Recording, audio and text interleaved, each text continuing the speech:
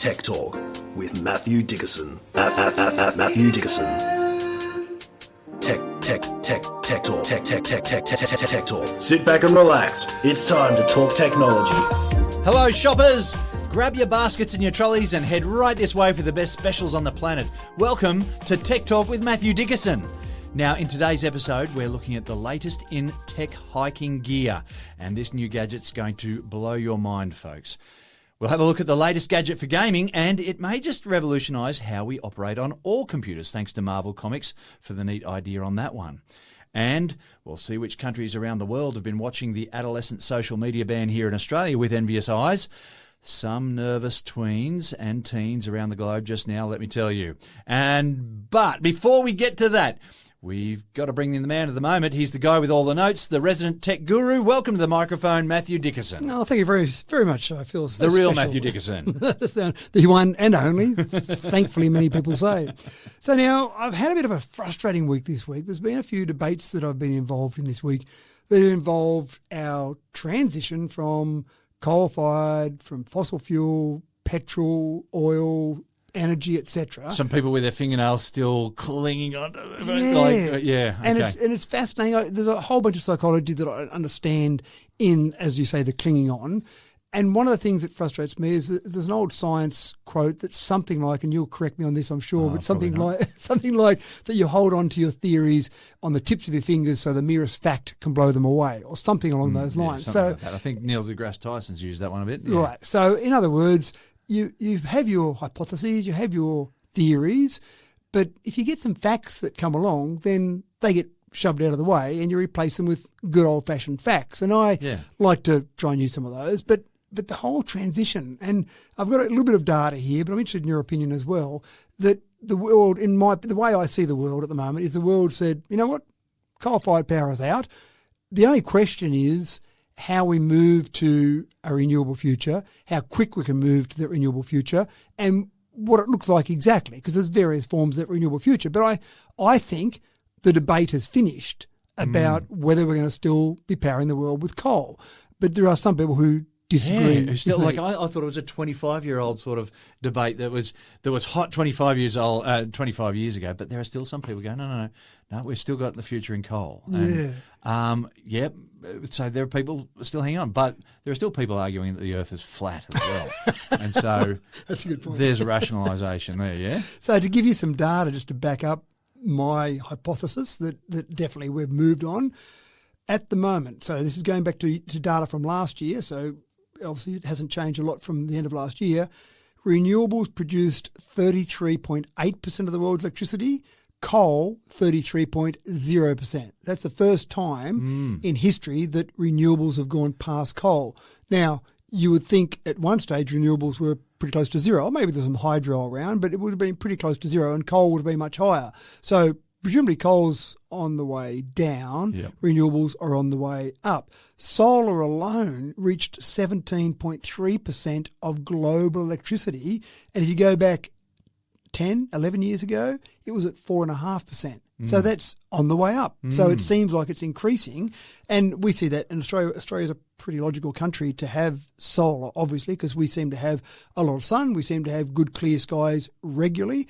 And I did a little experiment, or not experiment, but I took note of some of my solar production in my home with my production. And even on the cloudiest day, the rainiest day that I've had so far, the solar production for my household, one little example, was still half what it was at full sunny capacity. So if you've got enough in the system, enough solar, enough wind and some batteries, then you can cater for a rainy day. You can cater for the sun not shining, the wind not blowing, and that's the way they're designing the system.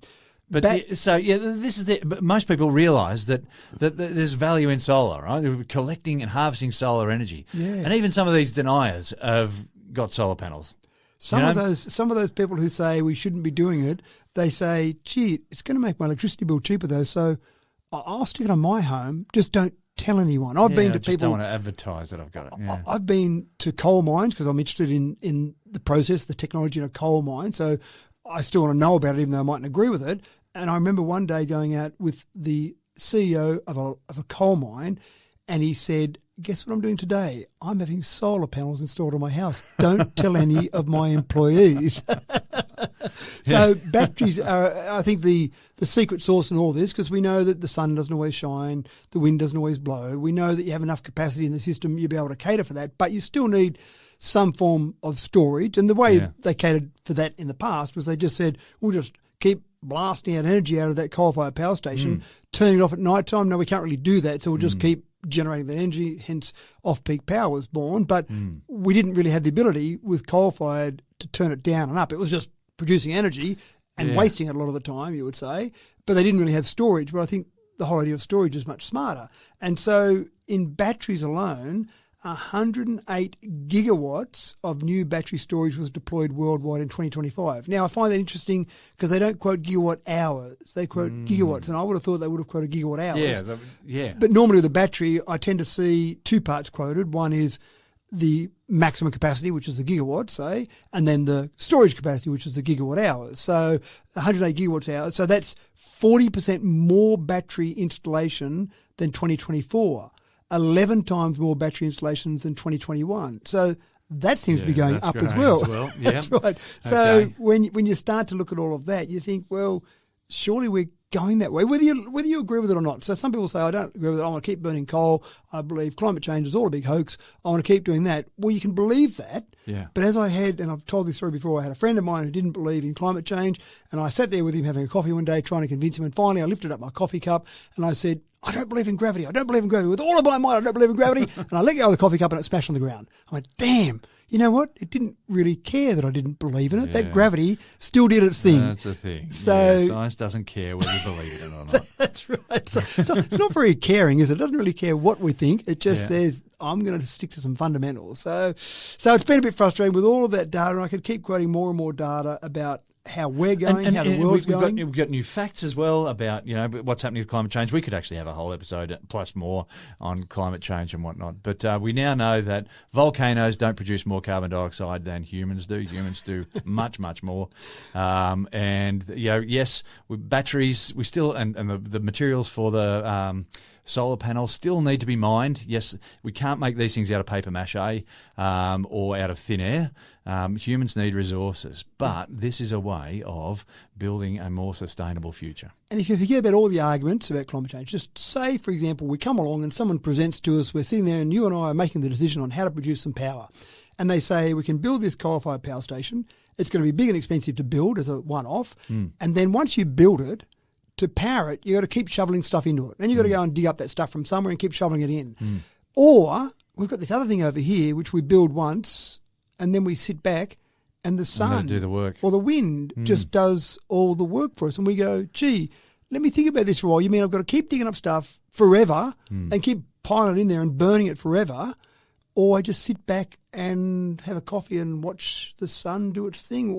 Wow, I think we should go that way, That seems like a smarter way to go because it just seems a much simpler process to produce electricity. And I actually think it's quite fascinating that the sun producing all that energy up there, we've worked out a way, humans have worked out a way to capture that. Capture it and harness it and use it, That's right, so fascinating. So I know China and India sometimes get a bit of a hard time.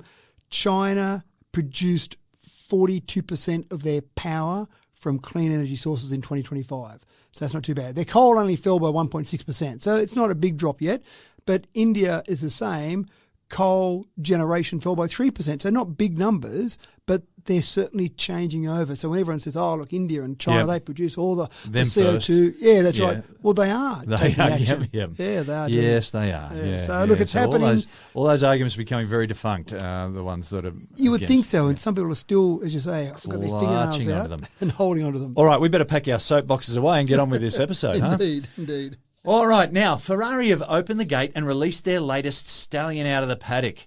It's unbridled and will go like the clappers. Ladies and gentlemen, this one will turn heads, and as they all do, folks, you will not hear this one coming, though. It's finally here. Ferrari have released their first EV model onto the market, and Matt, this model has the distinct flavour of apples. We should get a crowdfunding going, I think, for this, because it's only going to cost us about $1 million. So, hang on, Ferrari have admitted that EV is the way to go? They've said. All right, okay. They've said keep going. It's the way to go. And there's a few interesting things in here in terms of where they think it will go. So the CEO said that maybe traditional Ferrari fans will reject the car because it doesn't have a combustion engine. So they're conscious enough to admit that maybe some people love that throbbing sound of a beautiful Ferrari engine. Yep. But he said once they experience this, they will fall in love. 100%. Yeah, they will. And experiencing it is a thing. So $1 million we need. So we'll start that crowdfunding Okay. next week for that. Okay. And look, we'll share what it feels like to drive it with all of our listeners when you raise that $1 million for us. But money has never been the option for Ferrari owners. You're right. It's not something they let's go, get ourselves a Ferrari. Okay, I'll see what I've got in my pockets. That's I'll shake my jeans. That's right. So you're spot on there. So ignore that part of it. So it's called and I'm going to say Luce, Luce. And I'm putting my Italian accent The on. Luce. That sounds very French. I would have thought it would be Luce. Luce? Luce. Okay. Luce. Okay, I'm happy with that. So it's called... Looks like loose, though. It does look like loose. Okay. It's not loose at all. It's very tight. So it's been in development for 8 years. They first hinted at that in 2018 and said, well, we might do this. It's a 4-door model, only their second 4-door model ever, and their first 5-seat production car. So they're designing for the family who wants to go 0 to 100 in 2.5 seconds. When you want to terrorise the kids. That's right. If you play up again, we're going for a ride in the Ferrari. So it does produce 772 kilowatts, or for the old-fashioned 1,000 horsepower, and it does do 0 to 100 in 2.5 seconds. Top speed I always find a bit irrelevant. 310 kilometres an hour, who cares? Well Because done. where are we going to be able to do that Yep. on Australian roads? On an autobahn, sure, but Yes. in Australian roads, I don't know anywhere. Even in the Northern Territory, where they do have the unlimited sign, I reckon some police, if you did 310, would go, it's unlimited, but you've got to be sensible. You've got to be That's right. conscious of those kangaroos that you don't see that turn into vapour if you hit them at that speed. Yeah, hitting roadkill has never been so funny. But the Autobahn, I'm just thinking, if a normal Ferrari will race up behind you and go vroom, past you. This will just go.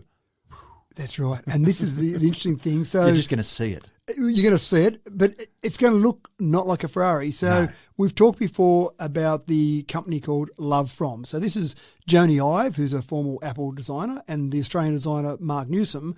They created a company called Love From, and they do different projects around the world. They've been given the job to make this Ferrari look like a cool, modern vehicle. And it's not like a modern Ferrari, not like a normal Ferrari. It's certainly got a different look and feel. It's got the lowest aerodynamic drag of any Ferrari ever. And you think about how low and how sleek and how aerodynamic a normal Ferrari is, that obviously says something, but it does look very modern. And even inside, it looks very much like you've got physical switchgear, you've got brushed aluminium, glass surfaces, circular OLED displays. It almost looks like someone took an Apple phone and said, turn it into a car, which is kind of what happened, because Joni Ive was very responsible for a lot of Apple designs and then says, I'm going to go and design a car. So it looks very cool. It's got 122 kilowatt hours of battery, and you would think it needs that to get a decent range, because even though it's got a low aerodynamic drag, doing high speeds, as we know, you double your speed, you quadruple your air resistance. So doing high speed in this, you're going to need something decent, or in terms of a decent battery. So it's got about a 530 kilometre range. But again, I just don't see people saying, oh, do I have enough range to get from A to B? They're only going to lap around town and show off their friends what they've got, this beautiful I Ferrari. know. That's right. I mean, this is going to be addictive. And $1 million is going to get you in the market. That's right. The other thing that's interesting is they've gone for huge wheels. I mean, we sometimes talk about a car, the standard model might have 16-inch wheels, and the hot version of it, or the luxury version, comes with 18-inch wheels. They've gone for 24-inch rear wheels and 23-inch front wheels. So someone said a bit like a monster truck. Well, not quite that bad, but it's certainly, they do look, the wheels look a major part of it when you look at the actual image of it. So go and have a look for it. As you said, Luce, or Luce, is the name of it. Go and have a look at it. It looks fascinating, but it also says, a bit like we talked about at the beginning with renewables, the world's moving that way. When Ferrari brings out an EV, you know the world is moving on. It's moved on. Don't get left behind.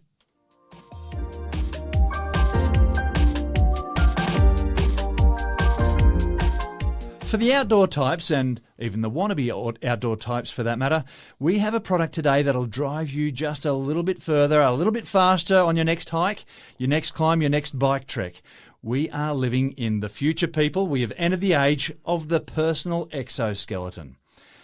It's the ultimate accessory. Lightweight and only barely encumbering, it's designed to fit you snugly and lift your speed and stamina during intense, prolonged exercise. Matt, I can see this on your birthday list for sure. I'm trying to resist. Actually, I'm a big fan of e-bikes, but I'm resisting myself personally. I'm trying to be stubborn and trying to make sure I'm still working hard enough. But I do ride with some people who ride e-bikes, and even some of our mountain bike racing, there's some people who race with e-mountain bikes or e-bikes in mountain bike form.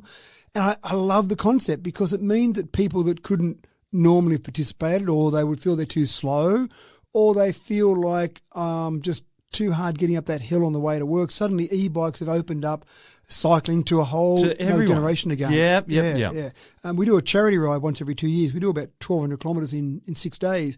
And we had a gentleman who turned 80 on our last charity ride who rode that with an e-bike. And we all went, it's fantastic. No one said, oh, well, we're working harder than you and we're jealous of you. Everyone said, isn't it fantastic that an 80-year-old that is out and is about, riding 1,200 kilometres with us? Yep. Yeah. So this is what I see the equivalent for the walking regime. So forget about the cycling. You don't like your cycling, whatever. You like walking, going for morning walks. The kids like to go for a walk. You want to run around with the grandkids, whatever. This is an exoskeleton, but not like exoskeletons we see in the movies. Sometimes we see those where they're full body armors. Full body, yeah. You're going into war. You've got greater powers than everyone else. You can run fast. You can take bullets, It's the whatever. Universal Soldier. That was a movie in the 90s, I think. Yeah, that's right. So that's my image. When I think of an exoskeleton, I think of a Tom Cruise character in some sort of skeleton that's going to make him undefeatable, or like just Iron Man. unbelievable. There you go. Tony Stark. Almost yeah. almost an Iron Man. That's right. So this is a bit different. It's very lightweight, 2.3 kilograms. So you wouldn't really notice that. And it straps around your waist, straps down on your thighs, and then all it does, a bit like an e-bike is meant to work, when you're walking, it gives you a bit of extra boost. You don't sit there and have a sleep while you're walking and it does it all for you. It just gives you that bit of extra energy. And I watched a couple of videos, and one was going upstairs, and a person just walked upstairs. They weren't particularly fit. They weren't obese or anything, but they weren't looking like they were particularly fit. They walked up about 100 stairs, and you could see at the top they were puffing big time. They were exhausted after going 100 stairs, which most people would be. Yeah. They went back down, they caught their breath, and then put on this exoskeleton. They walked to the top of the 100 stairs, and they were chatting away during the whole trip, got to the top, chatting away normally. They weren't completely out of breath. Yeah. They'd still done something. They'd still done a bit of walking, but they weren't completely exhausted. So I just started thinking, if you've got a group that goes walking and you're always thinking, I'm lagging behind, I'm not able to keep up with them, well, a few of those hills really kill me, I just put this on, and then you can just go along and you can change how much it boosts you. You can go to extra boost if you want to show off to your friend, or just go to normal boost level. This is amazing. It is amazing. So now walking to work might suddenly be an option. I know sometimes in Sydney people say they can catch the bus or catch a train or walk, and all of them take about half an hour. But they don't like to walk because they end up a bit sweaty and a bit puffed when they get to work. Well, strap this on and then walk to work. You might do it in 20 minutes, but you turn up still fairly fresh. You don't want to turn up in your nice suit all sweaty and smell for the rest of the day. So it's just suddenly opens up the whole commuting via walking. It opens up a bit of exercise if you don't feel like you can keep up with friends or kids. When kids come along, one of the only reasons I try and stay fit is to keep up with my kids. So maybe I can shelve that now and just say, I'll just strap on this and go for a walk. Kids, sure thing, I'll go for a walk. The thing that did scare me, so I loved all that. The thing that did scare me, though, was you've got normal mode, you've got eco mode. And actually, in normal mode, you'll get about 29 kilometres of walking. So most people don't go for a morning walk of 29 kilometres. So that's more than you need. But the boost mode was the one that scared me. If you're reasonably fit and you go boost mode, you can do a 4-minute mile. So that's a bit more than I thought it might do. So it wasn't that long ago, it was probably 50 years ago, that humans finally broke the 4-minute mile. Well, I can be a 4-minute miler by strapping this on and doing a bit of training and then go, right, that's it, I'm going for it now. So, but I do like the concept in general. Not sure I about the fully 4-minute mile. recommend that people have got to get on the internet and have a look at, just in Google Images, this new model of exoskeleton, and see that it's not over encumbered. It's not. It doesn't look like it's enormous and it's going to take over everything. But it's just it boosts your stamina and boosts your speed. I think it won't be that far away before you could probably put it on under a pair of tracksuit pants and people wouldn't know you had it on apart from the work. What's that noise? Oh, I don't know. I can't hear anything. And then they'll bring out the silent mode. No, that's right. There's going to be that little engine noise. So, and this has all been possible by changes in the motors that we've got. Motors have gotten better. They've gotten smarter. They've gotten smaller. And our batteries, we've gotten our batteries. We know we keep talking about how we keep developing batteries, and so they're getting smaller and can give better power output as well. So it's a fascinating thing, and I love the idea of it. I love the concept of it, and I can hardly wait to see someone walking around the walking trail that I would normally ride my bike around and just see someone out there. I go, wow, look at that. That's cool. They've got exoskeleton. Just keep in mind, don't go and harass some gangsters. It's not going to repel bullets, okay? It's just going to help you walk a bit faster. Don't get too carried away with the movies. And it's going to hit the parkrun circuit around the world like nothing else. That's right. I'm in a different category now for exoskeletoners.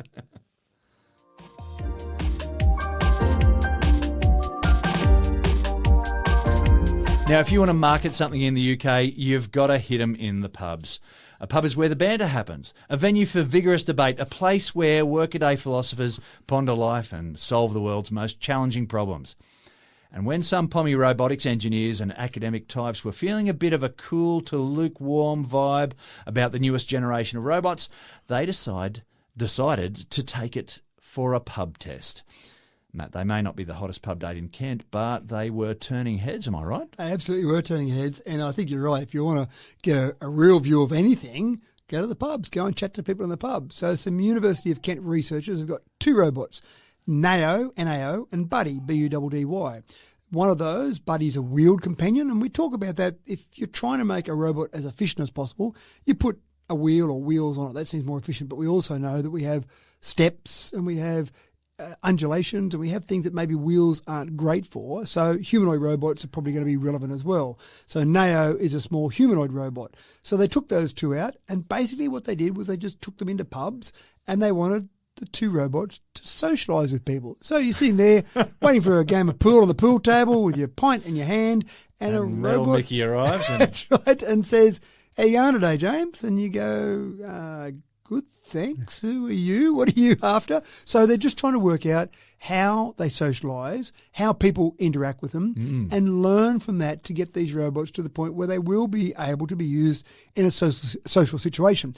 They're stressing that these are not designed to be human replacements, they say today. They're designed to be helpers, and if people become more familiar with them, they'll be more familiar with them as helpers. So, for example, we've talked about it before, in aged care facilities, people that need just general information, general care, they've got robots in aged care facilities already, and then the humans that have got specialist knowledge can use their specialist skills in the way that's more important, rather than just coming in and saying, "Here's the meal delivery for you," or "How are you going today?" and socialising with them. So if they can get the robots better at everyday language, get the robots better at just socialising, then people will be more familiar with them. So if they are in a hospital or an aged care facility, it's just a part of life. They just feel like, yep, there's a robot, because that's what happens in society now. Yeah. So, although I think that the atmosphere in a pub is different to the atmosphere in a hospital. So I'm just wondering if there's a lot of banter that happens in a pub, a lot of bit of toing and froing. I wonder if you can transfer that directly across to other settings. But hey, listen, this is the first step. I think it's a great idea. So you're saying in a pub there might be some language that might be inappropriate for an aged care facility. Yeah. You don't want bit of sledging that happens when someone misses a shot on the pool table or something. Right. So maybe it's a good you test don't want to for sledge them people while they're on a hospital bed. in the aged care facility. Or what, you call that a scar? Let me show you my scar. So that's probably right, but I think it's just this whole process. We're seeing so many different ways that robots are going to be integrated into society as part of 100%. normal society. And not replacing humans at this stage, just helping humans. We keep reinforcing that. We're not replacing at humans this stage. at this stage.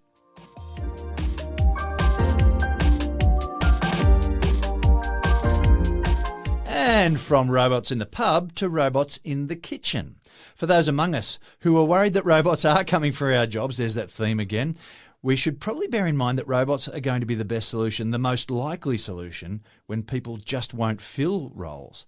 Like one particular community kitchen in San Francisco that just cannot find the necessary volunteers to keep running. So they've turned to some automated assistants to serve up the potato salad. Matt, we're introducing a new normal here. Well, here's the fascinating thing. People are worried about robots replacing humans in their jobs. And the general argument is a robot's going to be cheaper for you to run whatever business you're running than it is to pay a human. The robots turn up reliably. They don't have sick days. They don't go off on annual leave. They don't have problems with their family. They don't turn up in a bad mood one day. They just keep turning up over and over and over. This is a different scenario because the people that are being replaced or augmented in this situation are volunteers. And by the very definition, the cost of a volunteer is probably about zero.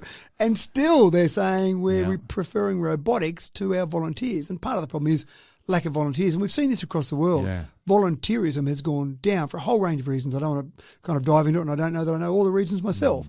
But there's no doubt about it. Volunteering has gone down. And so this project is called Project Open Hand. It was founded back in 1985 during the AIDS crisis, and the whole idea was to provide meals that were tailored to each individual, and they had lots of volunteers involved in this, and they were providing meals to vulnerable people. So it sounds like a wonderful project. Yeah. Fantastic. And it's been going since 85, so it's got a long track record, but they're at the point now where they can't keep providing the number of meals that they generate enough money to get the actual food to be able to be provided. And they've got this whole process where they tailor specific meals. So I love that concept, but they just can't get enough people to fill the actual food packets. And they've got little trays that they put it in. And so this robot is essentially, they've partnered up with a company that produces robots. And this robot, essentially, his or her whole job is to take the food and put it in the trays in the right quantities, tailored to each individual that needs it, so that they get the food. If they're gluten-free, they get the gluten-free food. If they've got peanut intolerance or whatever it might be, they're actually getting the food correct, and they don't make mistakes. That's the other good thing about it. You're not saying, I think I put the gluten-free food in that one. Throw that one out. I'll go again because I'm not sure if I got it right for that particular one. And it looked pretty simple. Basically, it was a robot, almost an industrial-style robot, that just basically moved along, scooped up food out of each of the different containers, put them in the meal tray, and then it got sealed off down the assembly line. So it was an assembly line robot. Yeah. There was still humans involved in the cooking process, the preparation, but once it was in the trays, and that's where the volunteers were used, because they needed expertise from people cooking the food, but the volunteers could easily scoop up, one scoop of peas, one scoop of potato, whatever it was. Well, now they've got a robot doing that. Well, you might say that these robots are actually exercising more humanity than some other humans on this planet, yeah? You might say that indeed. So yeah. I wonder how far away it is, though, before we start replacing the skilled kitchen robot. So, for example, a carrot needs to be diced up into 10 little pieces. Well, you probably could get a robot doing that same thing over and over and over. So they're starting off scooping out meals now. How far before they're starting to do some of them, the easy part of the meal prep, and still have some humans involved? And then the next cooking meat has got issues that go with it. So, yeah. So you might get the humans involved in some of those more technical processes, but having someone cut up the carrots for me, cut up the vegetables, prepare those, drop them in boiling water, just some of those simple things, maybe it gets to the point where you've got a robot doing that. And if it's the same every time, if I go, I need those carrots in the boiling water for 3 minutes and 28 seconds, I reckon a robot could do that. So there's steps down the path there. So it's, keep in mind, this robot's not going to be in my kitchen because it's not an assembly line in my kitchen. I don't have enough people to have an assembly line. But we're learning all the time with these different things that we're doing. So it's quite fascinating. And have a look at Project Open Hand as well. You've got enough volunteers in your kitchen anyway. If only.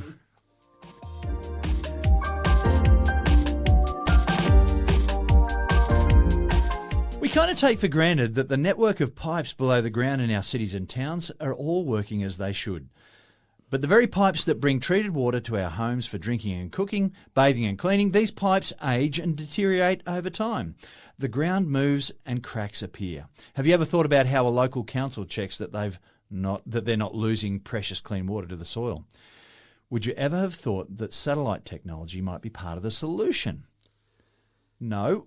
And no, and no is my answer to that, Matt. Who would have thunk that you can spot a leaky pipe from 200 kilometres in the air?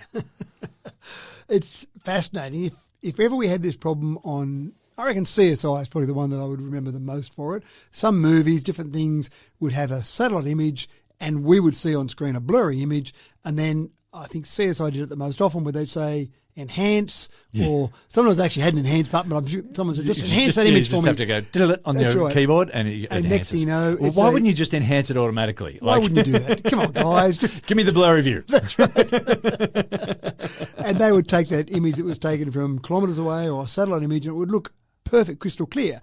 And I used to get frustrated with that sort of thing because I'd go, well, that doesn't happen in the real world. You can't take an image that's not crystal clear and suddenly you can recognise the number plate from that. We do use AI to fill in some of the gaps, but it can't guess those right. It can say, I think from this to this was this little pixel here, but it can't make up a number plate from a blurry image. You can't get that right. So, off my soapbox on that one now for a moment.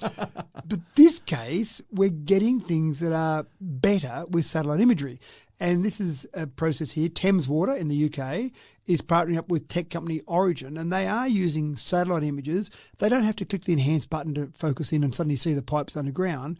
They're looking for changes in the ground, changes in the overall infrastructure to say, you've got some water coming out there. Now, I know we've got lots of councils now, I know across Australia, have got smart meters. So we've got the point now where we know that a household is producing or using a certain amount of water, and suddenly if that water goes up, they get an alert. You've got certain alerts you can have set up, and you can say, oh no, I must have a leak in my household somewhere because that water, I should only be using so many megs a day, and I'm using more than that.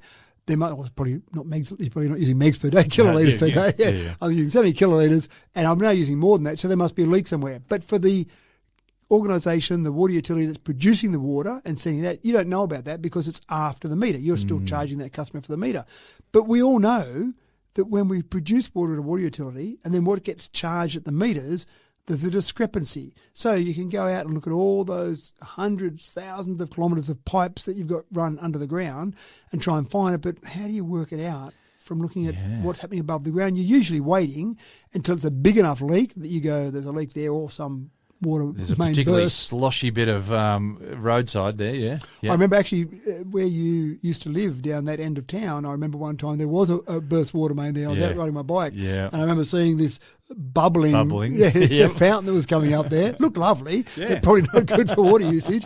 So when that happens, obviously that's severe. But there are lots of leaks that happen underground, and all those things that you mentioned with movement of soil and pipes wear out. And there's always the argument about whether you have ductile iron pipes or plastic pipes and which is better long term.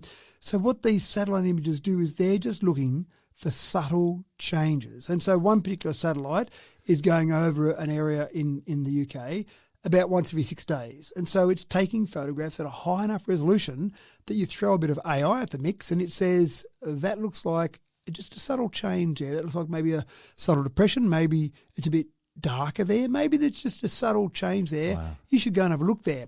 And so already the detected leaks in their first 18 months of using this system, they've saved about 8.7 million litres of water every day in the leaks that this has detected already. And fresh water is one of the most precious commodities that we have these days, Yeah, and it costs us money to treat it. It costs us money to distribute that.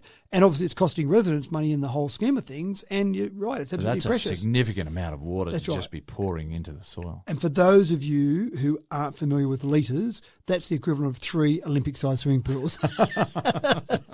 Just in case you're only familiar with the SI unit of swimming pools. That's a lot of showers. That's a lot of showers, that's a lot of swimming too. Yeah. So they estimate that if they keep rolling this out across the UK, they think they'll be able to get about 100 million litres of water stop leaking every day. 100 megalitres of water they'll stop every day. So that's fascinating. The other thing that I found fascinating is the estimation already from the trials they've been doing is that about 19% of the water that's treated, potable water, ready to go, doesn't reach where it's meant to go. 19% is lost in leaks. Wow, so that's a lot.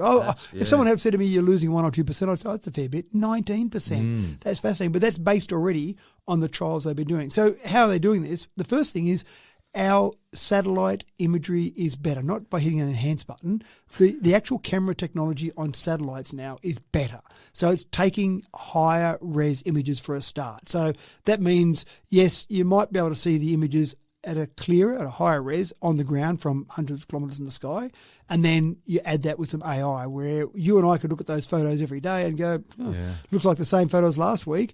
Don't see anything there, but then you throw AI at it and there's enough subtlety in the changes that it says, I think you should look there. Go and dig up over there and just see what's under there. And I think you'll find something there. So I think we'll see this in more things as well. Water leakage is one thing, but I think once we get this higher quality imagery from satellite, I think you'll find other things that we'll find out usages for it as well. And even traffic, we know now we jump in our car and our sat-nav sitting in our car and we see different colours on the map depending on the traffic going through using metadata. Well, that may be added to some satellite imagery in the future to see the quality of those roads or roads that might be being impacted and not quite real time because satellites are passing over us, but just more and more things we'll see with satellite imagery. I think we absolutely fascinating. Farms are using it. So much data out there. So My much data. goodness. Yeah, and that's it, isn't it? So much data.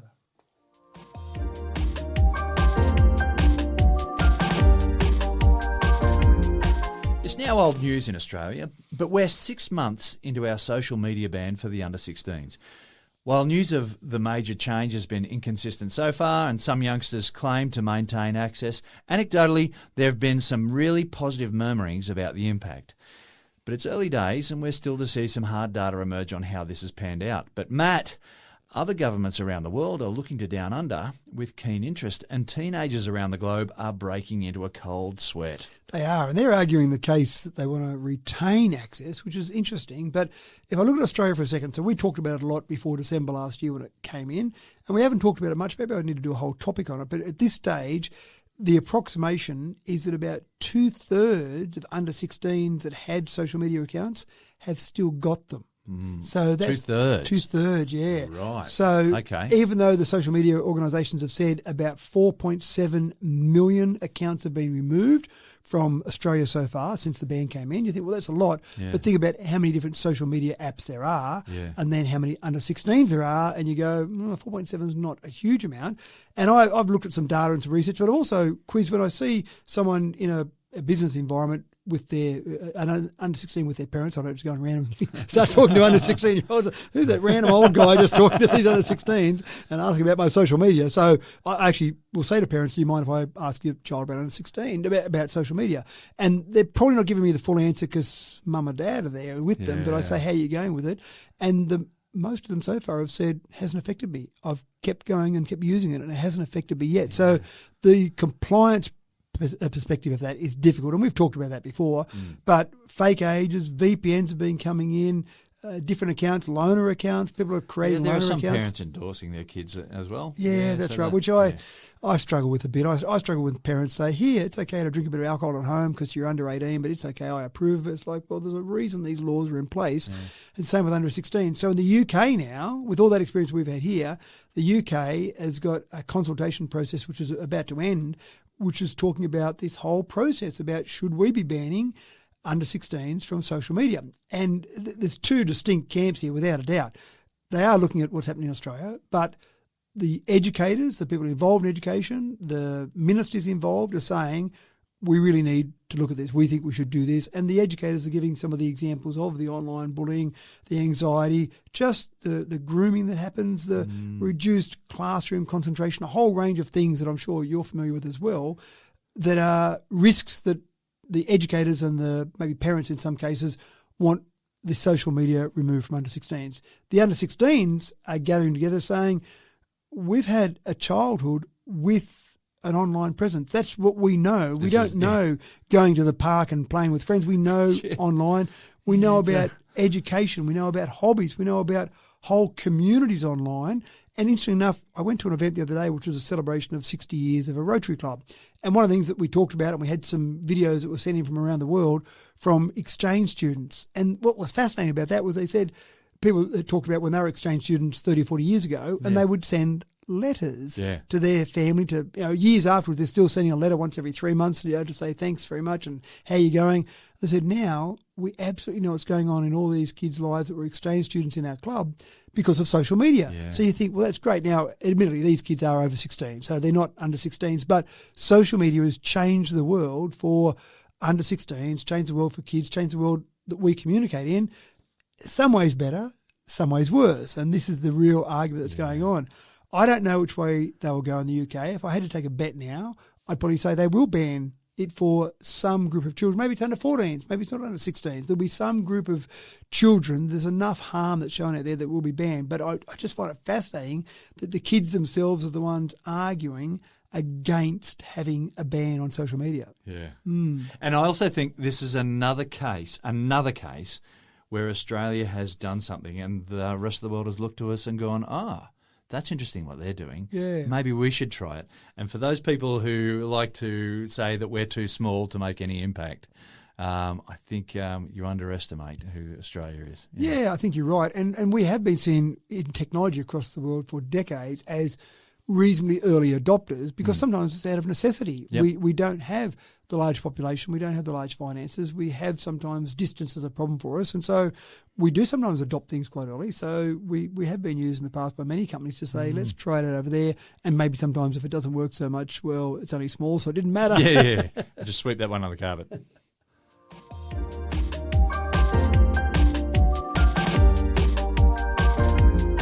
Now, it seemed to a casual observer like me that Google's Gemini was a bit slow to get going. But recently, it's featuring more and more in a position of prominence in the jostling that continues between the big AI engines. Google dominated the market share for search engines the decades that preceded, and by reinventing themselves in the AI space, Gemini is now elbowing its way into your online space, in your smart glasses, emails and shopping carts, for example. Matt, Google Gemini is in your face and it's not going away. Well, they've got that huge advantage already, haven't they? They've got Google. So people search, they go to Google. They had over 90% market share before AI came along. So you've got a pretty strong market position. And I agree with you. I think they've been a bit slow. Yeah. And ChatGPT. Well, everyone knew about ChatGPT and OpenAI. Yeah, that's right. Yeah. And that caught Google a little bit with their pants down going, oh, what's this? We've got to catch up. Now, I've said before, if I'm on the board of Google, I'm sitting there going, how do we protect our advertising revenue? Because we generate a lot of advertising revenue and we generate that through search. Yeah. What's fascinating here is that Google has said we're now basically changing over. We're doing an AI upgrade to our interface. So it's now, you'll see when you go and just search on Google now that you'll sometimes get an AI answer. You can choose to have an AI answer. There's extra facilities they're adding in because they're going, we better catch up. But they're saying, and I just don't know if this is true. I shouldn't doubt it because I read it from Google themselves.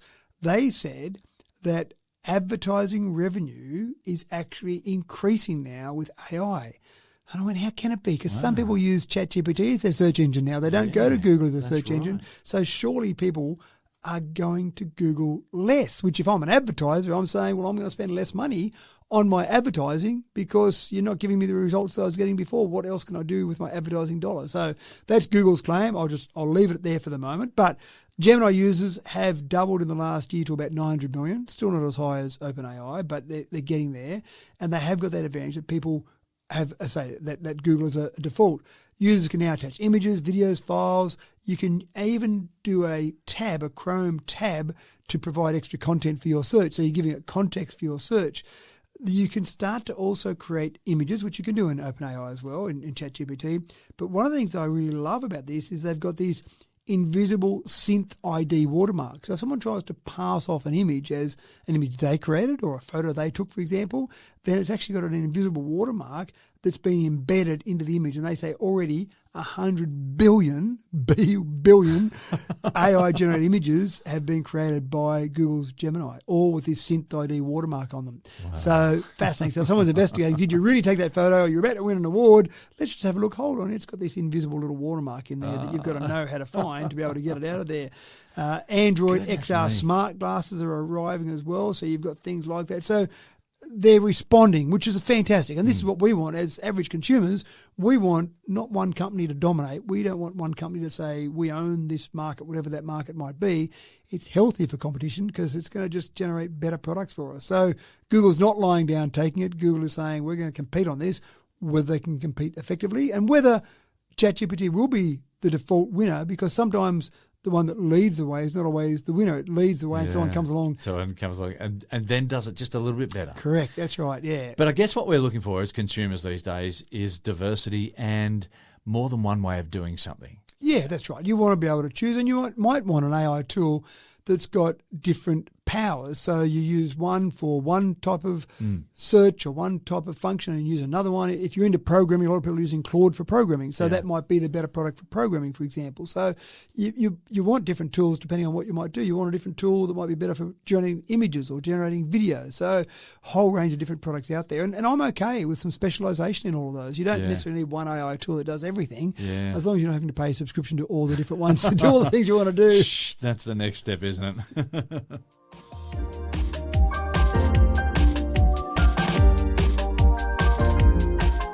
So a big screen has become something of a status symbol. They're not so humble and they don't dominate the lounge room wall in the same way that TV cabinets used to in the 80s and 90s. Or I should say they do dominate the lounge room, and they do act in the same way as the TV cabinets in the 80s and 90s. For gamers, though, a big screen dominates the bedroom or office, and it's a must-have for the fully immersive experience when you're eradicating zombies, Nazis, aliens, or recreating a Minecraft version of Middle-earth. The big screen experience is a must-have, but Matt, it needn't take up so much space in the house now that augmented reality goggles are such a big thing. Yeah, go and have a look at the ROG X-Real R1 glasses. So what they create for you is a virtual 171-inch screen. So I don't have enough room on my wall to put a 171-inch screen on the wall, but if I put a pair of glasses on, I can see a screen that's the equivalent of a 171-inch screen. That's an enormous screen. That's a big screen, isn't it? So, which is fantastic. And sorry, when I say 171-inch screen, obviously you could be a centimetre away from that, and it would be silly, or you could be 20 metres away from that. It's the equivalent of a 171-inch screen at 4 metres. I don't like the fact we're mixing imperial and metric there, but screen sizes still seem to be just inches. make you twitch a little bit. It when does, you do doesn't it? Yeah, but for whatever reason, we still say TV screens are in inches. In inches, that's right. So the whole idea here is you've got a couple of Sony micro OLED panels that give you high definition resolution on your glasses, and you can use them as virtual or augmented reality. But what you could also use them for, so they're designed for gaming, so I should talk about that as well. They've got a 0.01 millisecond response time, so that low latency is good for gaming, etc. You can see a field of view about 50 degrees, so really designed for gaming on handheld. So you can be sitting there on the train, working away or playing away on your way to work, playing on a screen as if you were sitting there looking at a 171-inch screen on the train. Yeah. Cool. What I want to use it for, though, is when I'm sitting on a plane, or I don't sit on many trains, but when I'm sitting on a plane, I've got my pathetic little 16-inch screen on my notebook, which I find a bit frustrating compared to what you're sitting in with your office. But imagine sitting in your plane seat with your little tiny 13-inch screen notebook as if you've got a 171-inch screen on the desk in front of you. It would be fantastic. So that, to me, is the real attraction here. Gaming, yes, I get it, and people love their gaming, but using it as a screen for your notebook, how cool is that? Yeah, so sometimes I got to look away from the screen, right? But if you're wearing the goggles, you can't look away from the screen. Look away from the screen, No, that's that right. screen's completely immersive. But this is going to change the way we do things. If these become really popular, this is a big deal. So imagine sitting in the lounge room with your family saying, let's watch a movie, and you just all put your glasses on, and there's no wall to look at. There's nothing to. You sit in the chair, whichever way that chair's facing, and watch a movie together. Now it's augmented reality. So is there still a hint that you can sense the background behind it? So you can do both. So they're designed as AR, but there's nothing stopping you changing that to say, I'll just have a blackout behind. Thanks very much. You've got that flexibility to do that. Yeah.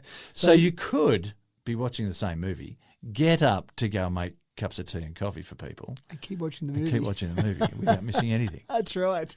I love it. Yeah, so it's fascinating. But this, I think there is a lot more to happen in the AR and probably VR space to a certain extent than before. And again, it comes down to that battery life. The screen's getting better, but we also don't want to wear a big cumbersome thing or a big battery pack. So the battery life's getting better as well. So yeah, it's a fascinating world. We're there.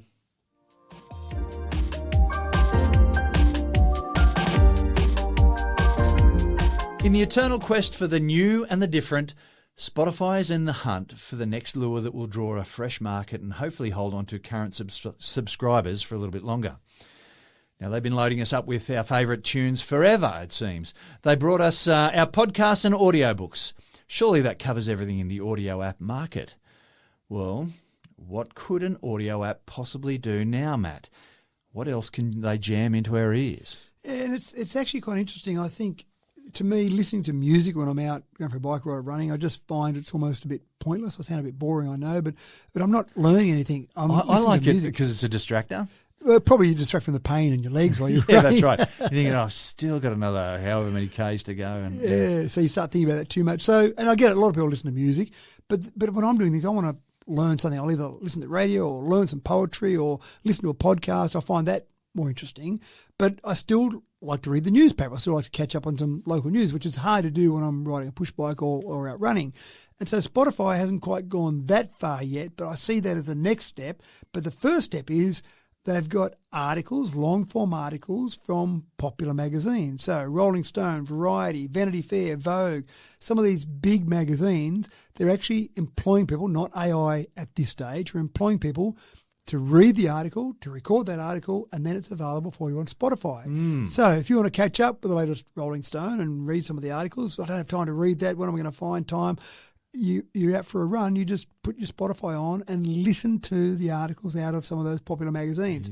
Now, I can only imagine the reason they haven't gone to newspapers is a newspaper comes out each day, and maybe the time that it takes for them to actually record it and the return they would get from that, given the fact that someone isn't going to be able to listen to that till later on in the day, and then it's old news, they've already heard the news. Well, there are radio news channels as well, Matt, correct. you can listen to, right? Yeah, that's right. So if someone's listening to just the news, you're probably not doing that, but it won't be that far away, I think, anyway, that AI will be used. So a newspaper comes out, and literally when it's out, straight away, it's basically available on Spotify, and you can listen to the newspaper as opposed to listening to a radio broadcast of the news. And the other thing is you'd have a menu. So you'd go to the menu and choose, that's an interesting article, I'll listen to that one. So you might queue them up before you go for your run, and there's 5 articles from that newspaper that I want to listen to while I go. You do the same with this now.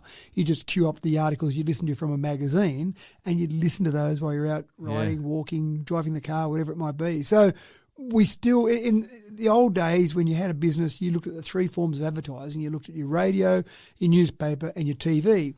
And TV has largely been replaced now, I think, by streaming. So advertising on TV doesn't seem great.